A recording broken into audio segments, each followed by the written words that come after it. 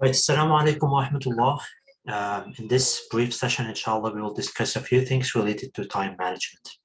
So all of us, we just exited Ramadan, alhamdulillah, and it was a great month for people to get disciplined, get used to some acts of worship that many of us are not very consistent with outside of the month of Ramadan. And this session serves as a way to, inshallah, cement these habits, give us a more deeper understanding into the importance of time for a Muslim. And also, inshallah, there's going to be many tips related to how we can organize our day, how to make it more productive, basically make the best out of it. So the first thing, inshallah, we need to understand what exactly time means. What's the value of time in Islam? So Allah subhanahu wa ta'ala, He created us in this world, and He wanted this dunya to act as, a piece of land where you cultivate it. We want to look at this dunya as a way that we we set up our future. Now, the real future of the believer is waiting for paradise.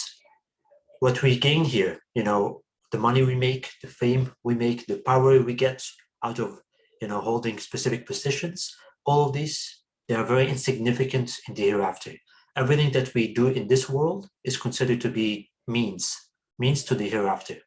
If what I'm doing in this dunya does not translate to something that I'm going to benefit from in the hereafter, it's either going to be something that is of no value or something that's against me.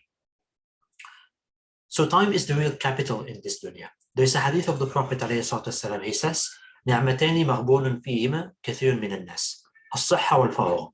There are two blessings which most people, they are unable to benefit properly from them. They are always in a state of loss of using them. These two are الصحة والفراغ, health or good health and free time. Now there's something very specific about those two blessings. When you're in a state of health, being healthy, you can do many things. When you're sick, there are many things that you can't do. There are still some things you can do, but they become significantly less. The more sick you are, the less you can do. Free time is even harder. If you don't have free time, it's not a matter of doing more or less. No, you literally don't have the time to do anything. Some of us are very, very busy in their days. They don't have the time to even, rest properly. And inshallah, during this session, we're going to discuss some of these things. How are we supposed to deal with them? How can we, prioritize our life in a way that benefits us, and also not have, at the end of the day, a sense of regret, like, oh, I didn't use my day properly. No, as Muslims, the strong believer is better than the weak believer. And in both of them, there's good. And to become a strong believer, we need to have the knowledge. So, for example, if I tell you that you need to use your time wisely and start doing this and that, just telling you to do something is not enough. Knowledge has to always come first. And Islam stresses on the importance of knowledge, on the knowledge of how important time is. If I don't really are able to understand how important my time is in this world and how limited it is, I won't be able to benefit from it. And if I don't know if I don't feel like I need to benefit from it, of course, work is not going to be there.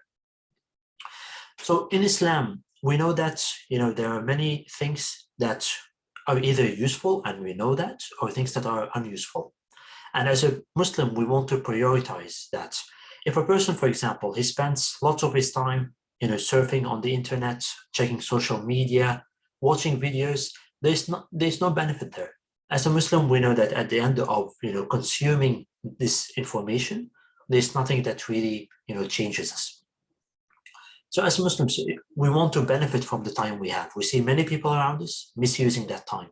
And if we always keep our heart in a state of awareness, we're alert that our time is limited in this dunya. We spend hours of our day sleeping, hours of our day working to make money, hours of our day, to compensate for these things, using the washroom, eating, drinking. The time that's left is very limited. But Allah subhanahu wa ta'ala, He created the dunya this way. He created it to be a place where you spend a lot of time on many things, and only the person who's aware of why he's here and has that long-term vision about the dunya and the akhirah is the one who's able to benefit. Now, the person who really loses the most of his time in this dunya is the disbeliever. So these two verses, although they specifically were revealed for disbelievers, it also includes sinful Muslims, or the people who were unable to use their time properly. So one of the verses says, حتى إذا جاء أحدهم الموت قال رب ارجعون لعلي أعمل صالحا فيما تركت.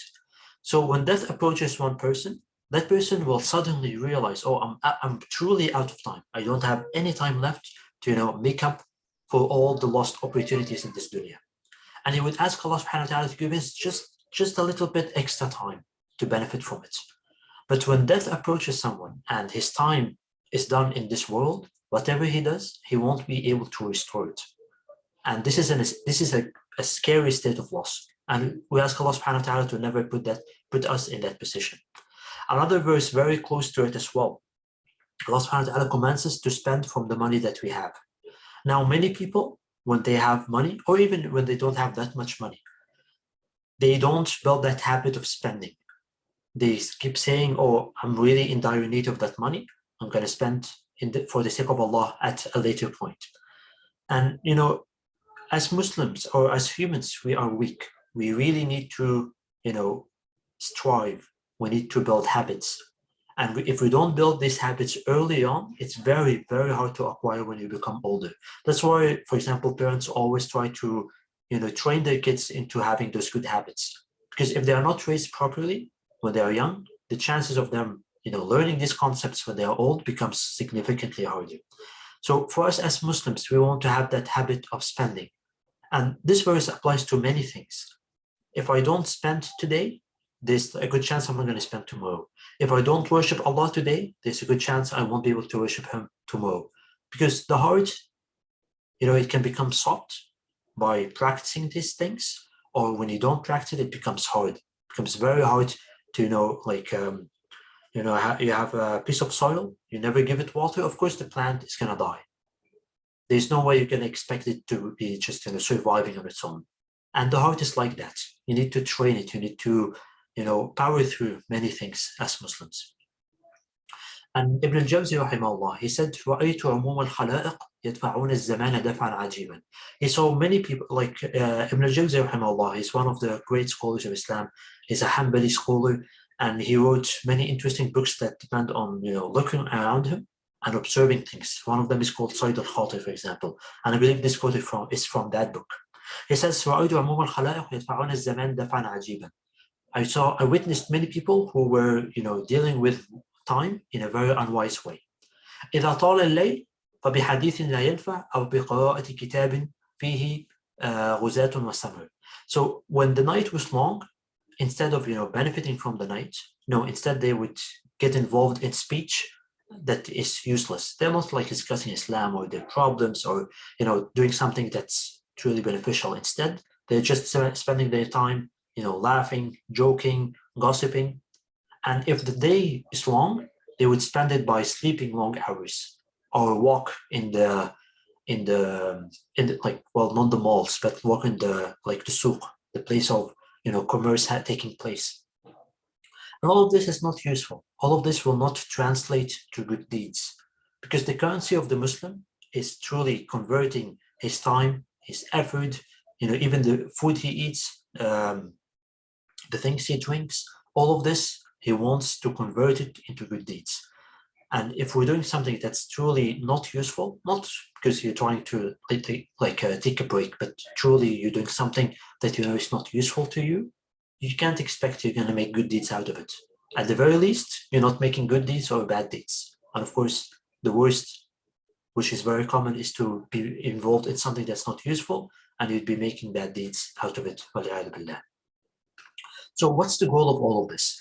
The goal of this is, all of us, we have time. Like every minute that passes by me, everyone experienced that minute. All of us had the opportunity to do something in it.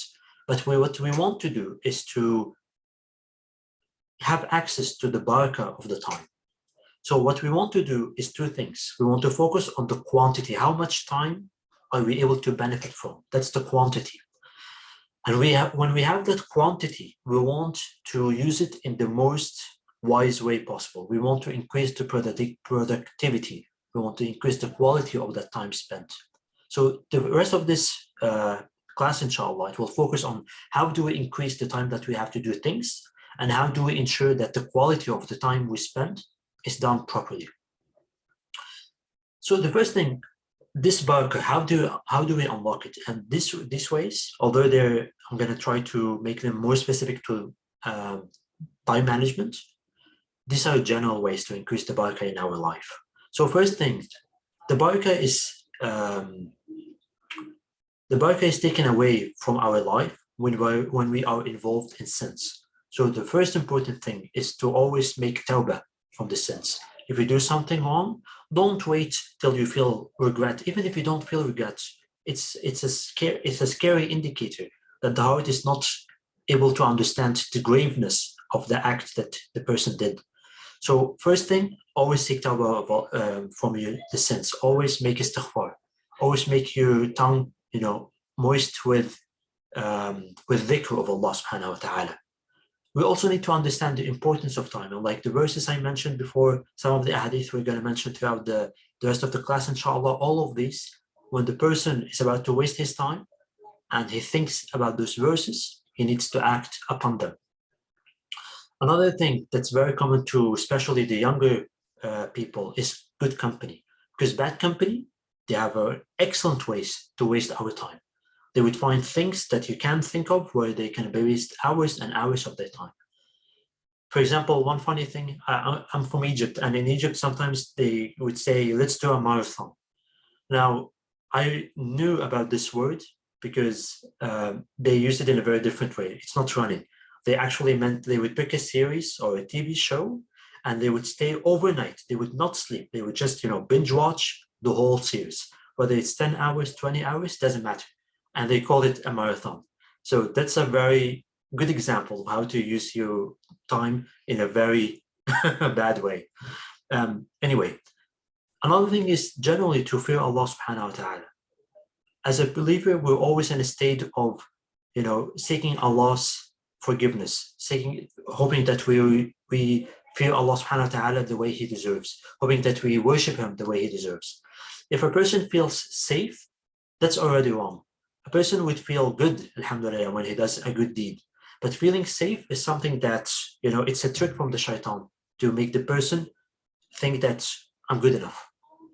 And we know that even the Prophet ﷺ, with all the worship he did, he's only going to enter paradise because of Allah's mercy, because the blessings that Allah gives us are so much more. So we can't say that I do so much good, I feel safe. You feel content. You feel good, alhamdulillah, that you're doing good deeds. But the feeling of safety can be a trick from the shaitan to make you believe, I did enough, that's it. For example, the Imam al-Shafi'i, rahimahullah, he met Imam Malik. Like those two famous scholars, one of them established the Shafi'i fiqh and the Maliki fiqh by their students. These two met, and al-Shafi'i, he would read the Muwatta, the famous book of fiqh and hadith on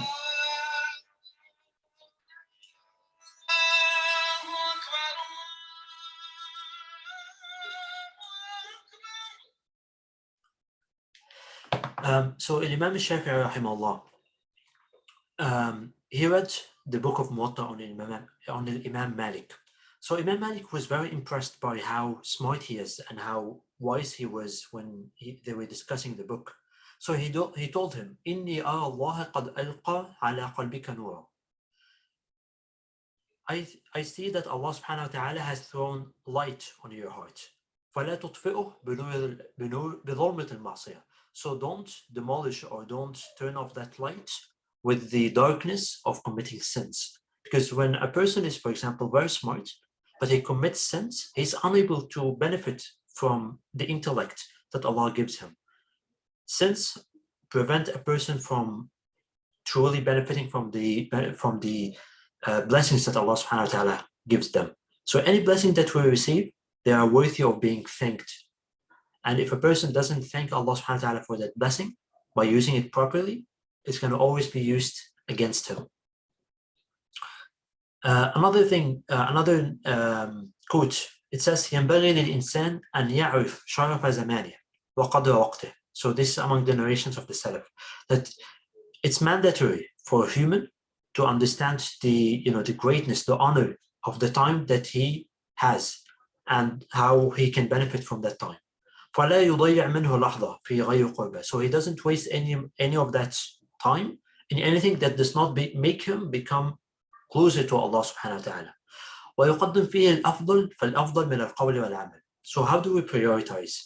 You always look at what is best and you try to do it, and afterwards what comes next, and so on. So for example, if I were to say, I hear the adhan, I'm supposed to go to the masjid to pray, inshallah, but instead I say, oh, you know what, there's this brother, I haven't met him in a long time, let's invite him for coffee.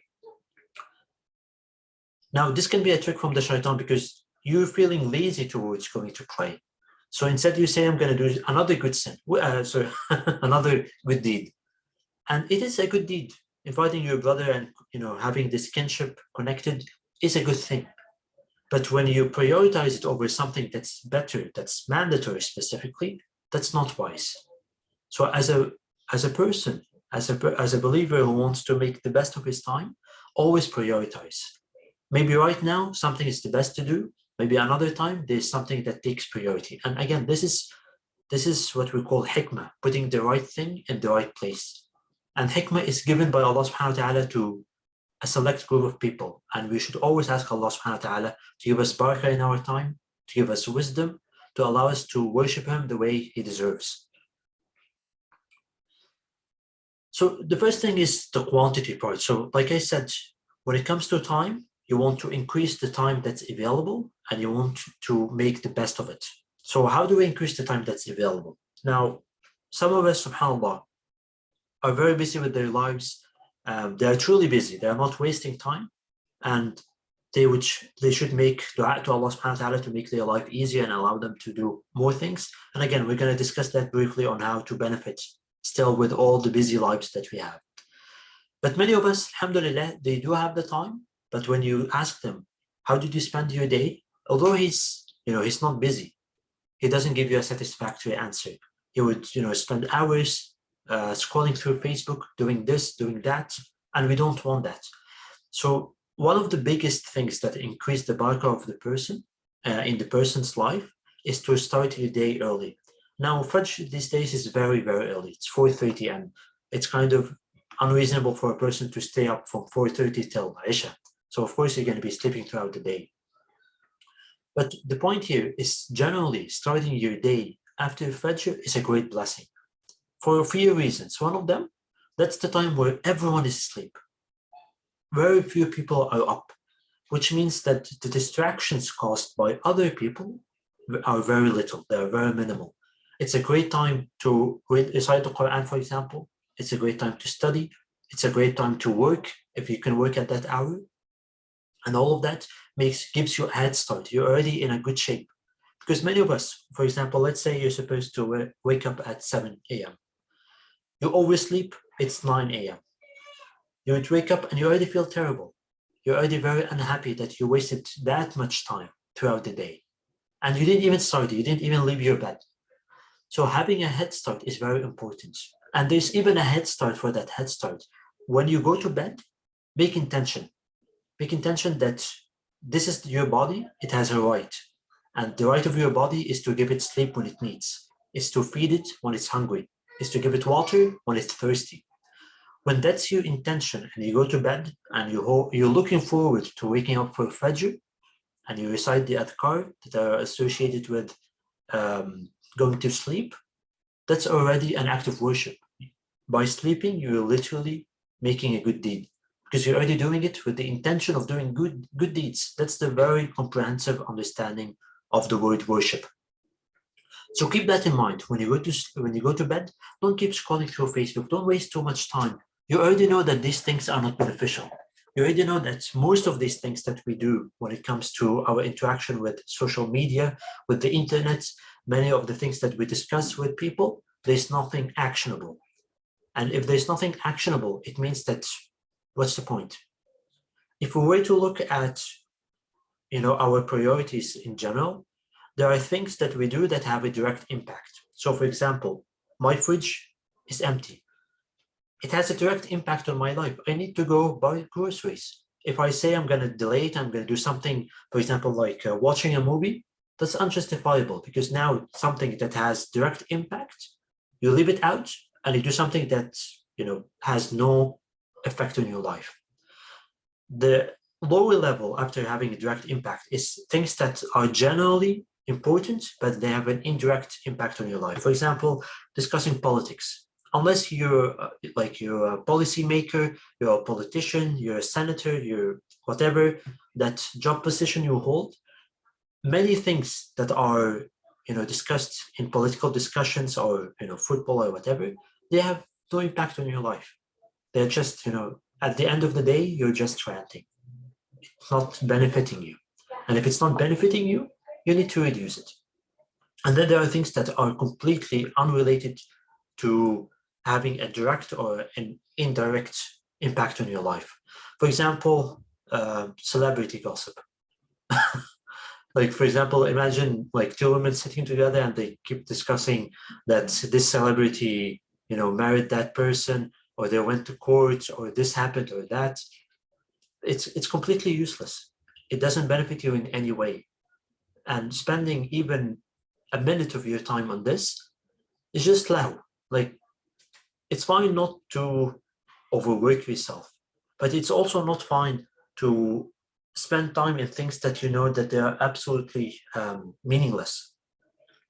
So always prioritize these things and treat prayer times as milestones throughout the day. And this is important because in Islam, although there's the theoretical knowledge of how important time is, there's also the practical knowledge of how to divide your day. For example, there are things that happen every day, like the 5 prayers. If you look at them as chunks of your day and you try to divide the tasks you do throughout the day, that's a very good head start. It makes you expect things. It makes you, time box them. You're going to allocate this interval, for example, for sleep. Like, let's say between Asr and Maghrib, that's my reading time / I'm going to be relaxing after work.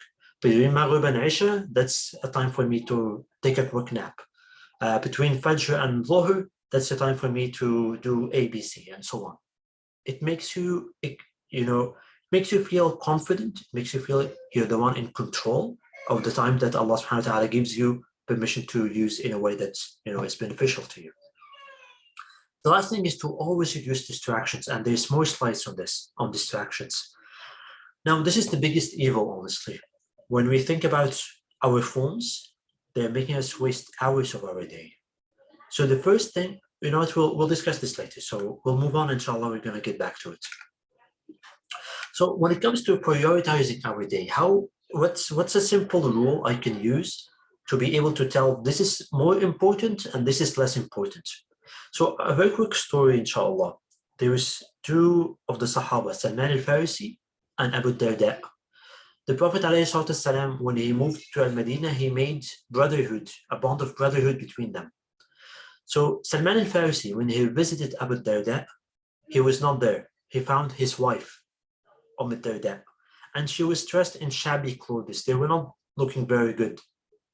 Not out of zuhd, they were just not looking,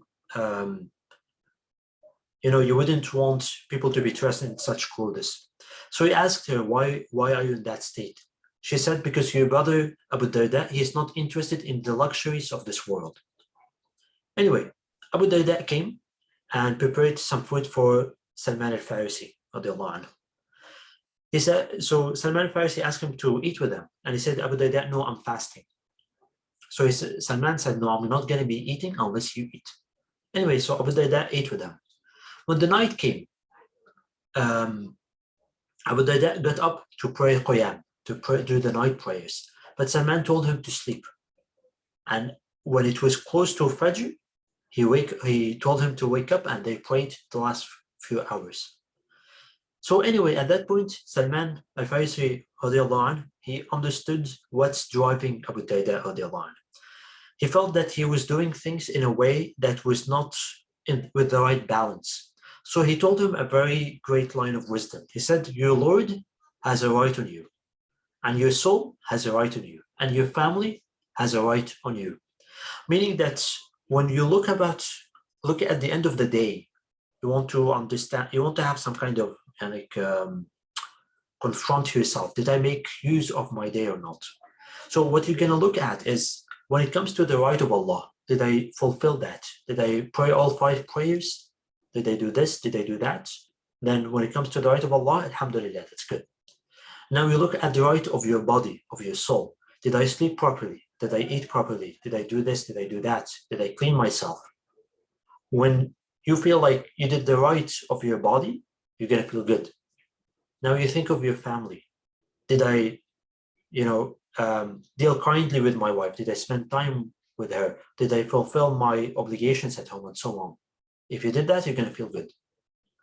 But if you make your day all about the rights of Allah subhanahu wa ta'ala, for example, although it's good to be in a state of like actual acts of worship, but if you do that, there's a good chance you didn't, for example, give your body a rest. Now that becomes sinful, because the right of the body that Allah gave you is to give it rest, is to eat it and drink. If a person says, for example, I'm going to do qiyam the whole night, I'm not going to sleep, that person, he thinks he's being very pious, but in reality, he's not following the sunnah of the Prophet ﷺ. If a person says, I'm never going to get married, I'm going to always be single, I'm going to always be controlling my desires, he thinks he's being very strong, but in reality, again, he's not following the sunnah. The third person is going to say, I'm not going to be working at all, I'm going to make people spend money on feeding me and giving me a roof, because it's better for me to pray and not work. Again, that person thinks he's following the sunnah, but in reality, he's not. So this hadith, when you think of the rights that matter to you, depending on your situation, at the end of the day, you're going to have a good understanding what matters the most and what does not matter. What can I, remove from my day? What is too much? What is too little? And again, this is something that it takes time. A person shouldn't rush into implementing many things he learns. Because again, it can be from the shaitan, where you overcommit. You're going to say, tomorrow, I'm going to be spending 2 hours reading, 2 hours reciting the Quran. I'm going to start from Fajr. I'm going to attend all 5 prayers at the masjid. I'm going to pray all nawafil and so on, all in one day. It doesn't make sense. If you even last for 2 or 3 days, just like, when you boil water very fast, it goes cold very fast. And it's a wisdom from Allah to make these patterns exist in the dunya. If you force yourself to adapt many things very fast, you won't be able to keep up. The point that we want to do these things in a way that is, it becomes a routine, it becomes a part of your day. These things, I do them every day. I'm comfortable doing them every day. But if I implement many things in my life, there's a very good chance you're not going to last that long. And this is something that's common, it's observed. I expect that all of us experience that in a way or another. So what are the major challenges that we face? First one is overthinking. Now, overthinking really makes people waste a lot of their time. It makes them feel anxious. It makes them get obsessed with some thoughts that they either think about it too much or too far. Now, as a believer, we always want to look for answers in their relation. And Allah subhanahu wa ta'ala tells us there's only 2 conditions for a person to have a good life. Overthinking is all about worrying that your life is not good. If I know 100% that my life is good, for example, a person in paradise, inshallah, may Allah make all of us be there, he's not going to overthink because he knows everything around him is permanent. But in this dunya, we know that things can come, things can go. And when we get into that mindset and we're not going always back to the revelation and thinking about Allah subhanahu wa ta'ala, we're going to think that we may lose these things. So the 2 conditions to have a good life is to do good deeds and to be a believer. That's it. As a believer, alhamdulillah, we're all Muslims. Doing good, alhamdulillah, we always try to do the best out of our time. And when your day is busy with good deeds, you're always prioritizing, trying to kill the routine a little bit, do this differently and so on, you won't even have the time to overthink. But when the shaitan gets into someone's head and keeps making him worry about things that, very far-fetched or things outside of his control, it's not beneficial. It's going to always only make him more anxious. So we need to replace that overthinking. Whenever a person starts to get into that trap, replace it with the dhikr of Allah subhanahu wa ta'ala. Just try as much as you can to power through it. You get into that, like a loop of thoughts. Instead, start saying Subhanallah, Alhamdulillah, La ilaha illallah, Allahu Akbar. Play some Quran on your phone or something. All of these things, it makes your resistance become stronger. It doesn't happen overnight, but it's something that you adapt yourself to. Just like when a person goes to a new country and he experiences new food, his stomach is upset. Give it a week or two, he's like just like one of those native people eating that food and he's fine with it. So being patient when you're dealing with these things and trying to have discipline, it goes a long way. And again, ask Allah subhanahu wa ta'ala for these things. Allah subhanahu wa ta'ala is there to satisfy any of your needs, even if it was for the smallest thing. Let's say you're looking for a pin, just like a pin, like the one you do for the hijab, for example. Before even you head to the restroom or whatever to get one of those pins, ask Allah to make it easy. It's very, very minor. The pin is there. But even these small things, when you deal with these hurdles, it's easier for you to apply it on the bigger things. And another thing is that one of the hadith that I find very interesting is when the man went to the Prophet ﷺ and he told him, give me a piece of advice. And he said, La taghdab, don't get angry. Now, I'm generally, on the angrier side. But when I think of this hadith, it's very powerful. It doesn't tell you what to do. It tells you not to get angry, but it doesn't tell you how to get there. But it really makes you think that, I need to power through it. When I get angry, I just don't get angry. How do you do that? With the help of Allah subhanahu wa ta'ala. So it's a very powerful thing to think about.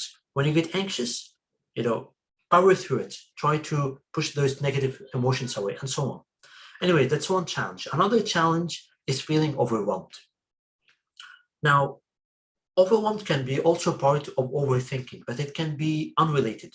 If a person is truly overwhelmed and it's not related to overthinking, it's related to be truly overwhelmed with a busy day, a person will feel at the end of the day that he was not able to, do many acts of worship. For example, a woman who just had a newborn, or a person who works in a very stressful job. By the time he finishes his day, he will realize, I didn't recite the Quran as much as I wanted. I didn't do this, I didn't do that. And he's going to be in a state of, unhappiness. So one person went to the Prophet ﷺ and he asked him about something very similar. During that time, people were still, the revelation was still coming and people wanted to implement Islam as much as they can. So he went to the Prophet ﷺ and he told him, the laws of Islam have become too many for me. He couldn't deal with all of these rules. And I always tell the brothers in Dawah that if a person tells you that I understand the Quran, for example, from cover to cover, he's one of two things. Either he's a prophet or he's a liar. And there's no prophet after Prophet Muhammad ﷺ. So he's definitely a liar. So anyone who says that he understands Islam fully, is able to implement it fully, that's a person who is either very ignorant or most likely to be a liar. So the Prophet ﷺ, he told him, keep your tongue wet with the remembrance of Allah. That's an easy thing. If a person is involved in, doing any kind of work, there's a good chance he doesn't need to, communicate. So his tongue is available. And doing dhikr is a great way of making good deeds. If a person, for example, says, there are many ahadith on the benefit of saying, for example, Subhanallah, Alhamdulillah, La ilaha illallah, Allahu Akbar. For every one of these, Subhanallah, Alhamdulillah, La ilaha illallah, a palm tree is planted in paradise for you. If you say Allah, La ilaha illallah, truly from your heart, you enter paradise. That's just by saying. It's not by doing. It's not by writing a book or giving classes or this or that. So dhikr is very important. it's a very easy way to make lots of hasanats, especially when you're in a very busy life. Another challenge is procrastination, and this is very, very common.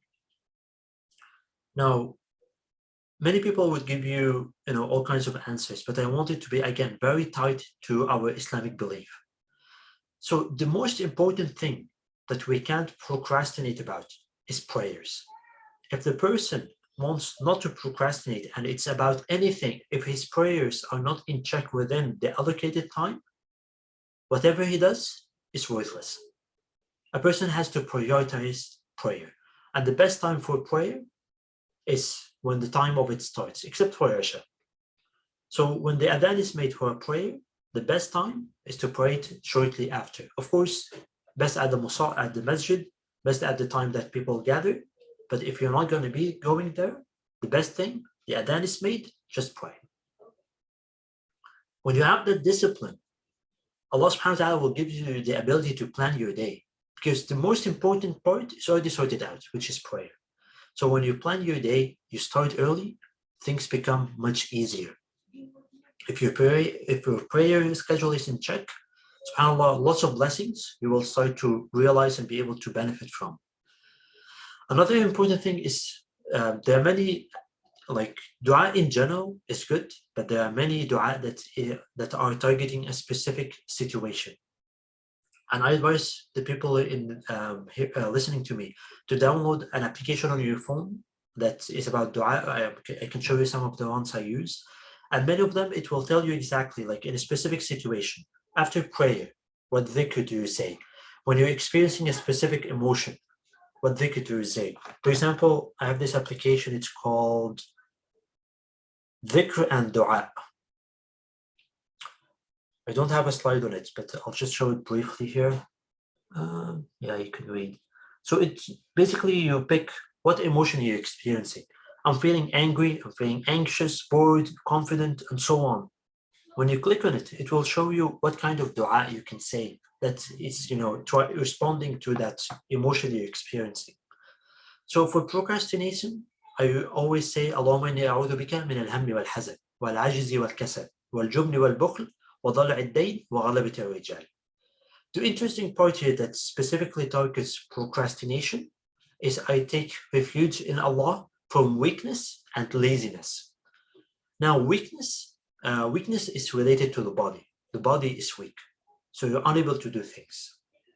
Laziness is related to the mind. So you need both.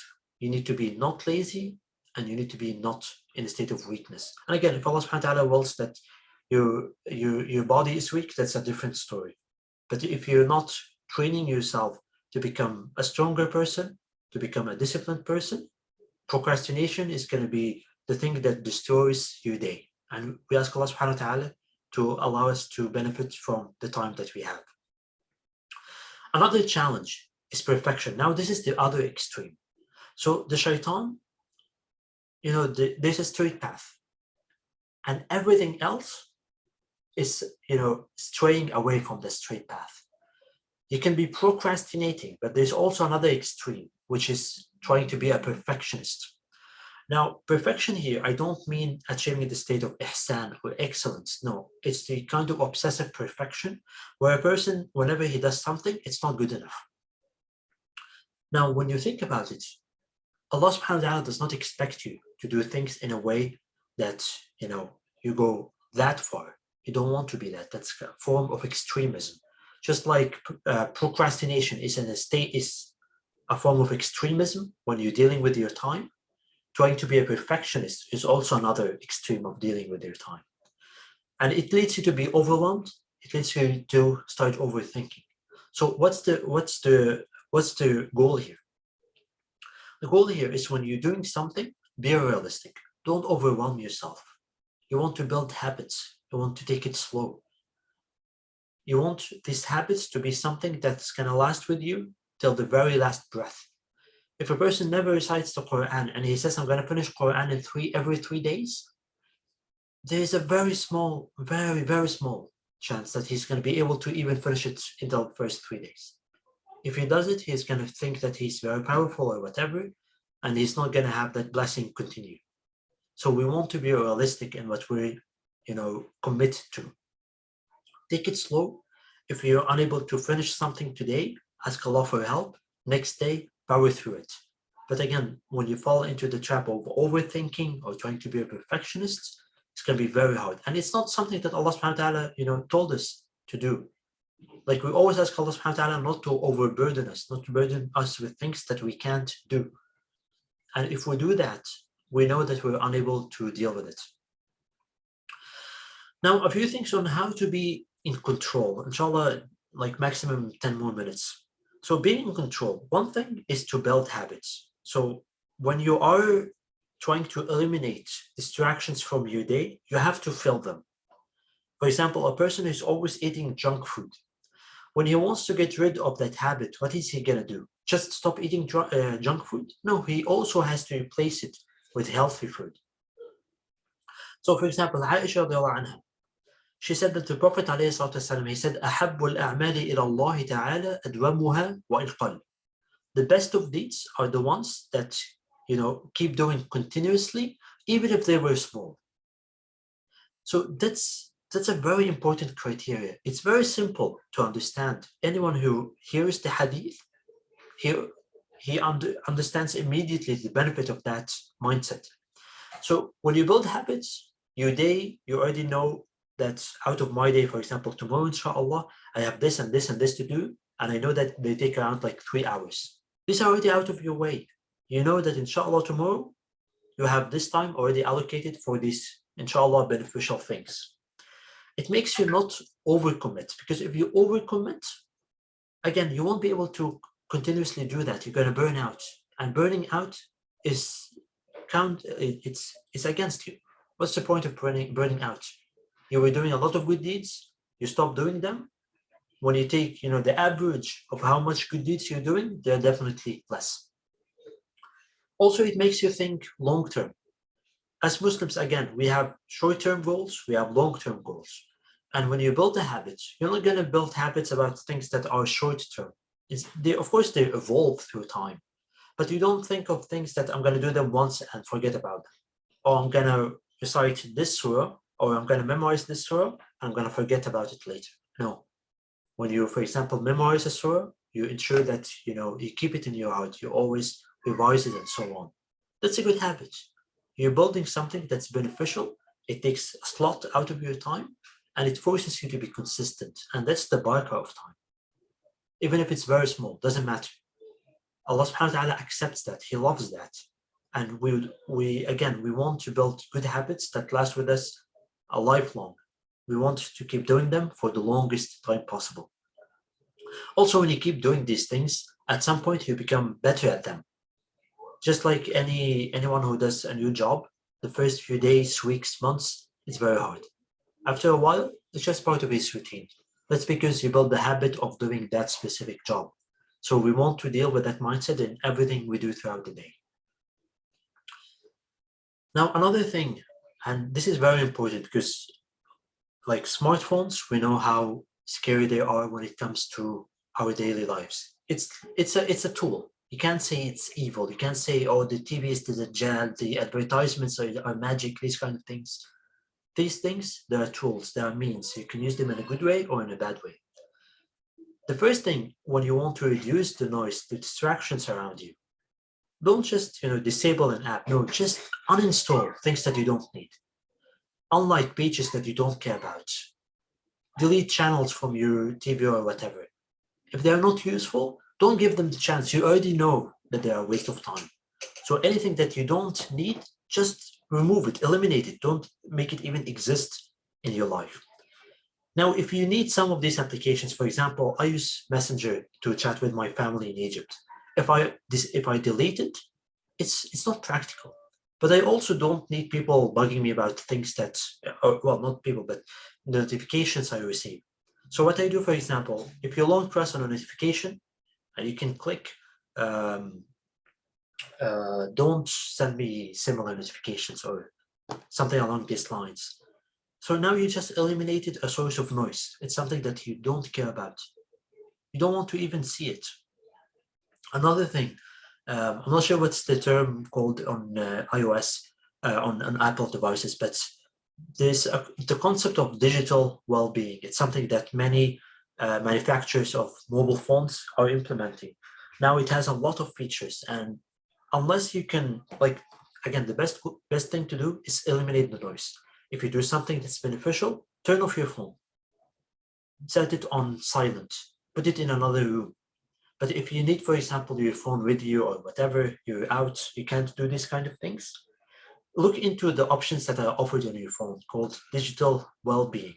It has many good features. For example, it allows you to see an overview of your day. For example, yesterday, what did I do? So for example, in this screenshot, you can see that on my phone, well, it's not my phone, but from that stock photo, it tells you, for example, you spent 3 hours and 22 minutes on your phone. Out of them, see, that's almost 1 hour of YouTube, another hour of Chrome, another hour of Gmail, and so on. Doesn't matter. It will allow you to understand your behavior better. What you can do when you know that is, okay, fine. For this application, I'm going to allocate like 20 minutes of my time. For this application, no, I want to pause it. When you pause an application, you're not really uninstalling it. You're just disabling it, and you can unpause it later on. So for example, if I need my phone to do something specific, I'm getting too many notifications, I would just pause that application for a little bit. This way, that noise is eliminated.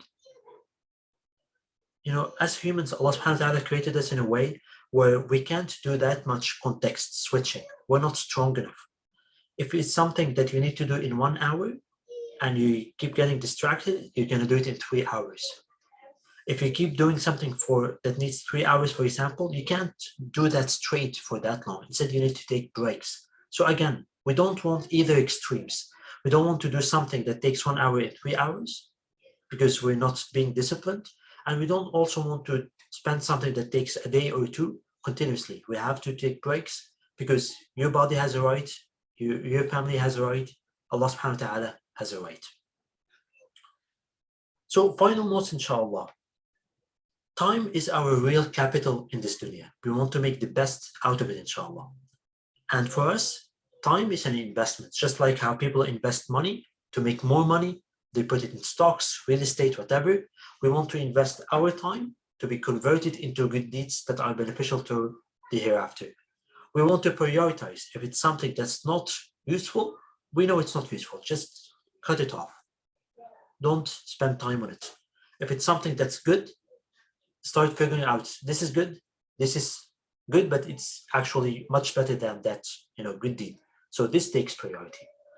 Eliminate the noise. If you need to sit somewhere quiet, get up, go sit somewhere quiet. If you need to turn off your phone, turn off your phone.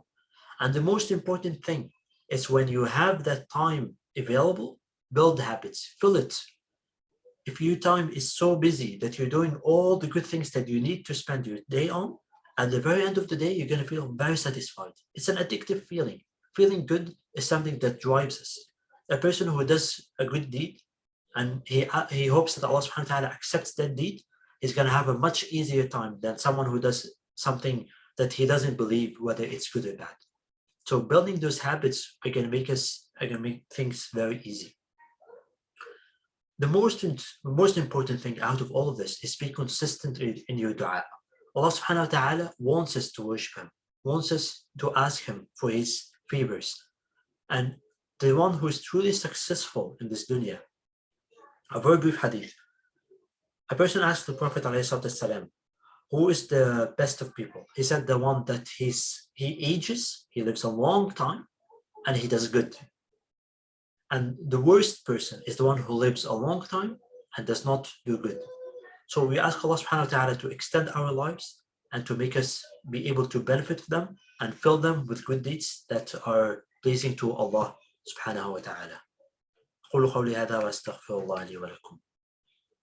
Sister Rashida, if there's anyone who asks any questions or would like to ask them, this is a good time, inshallah. Yes, Also, let me start the recording first.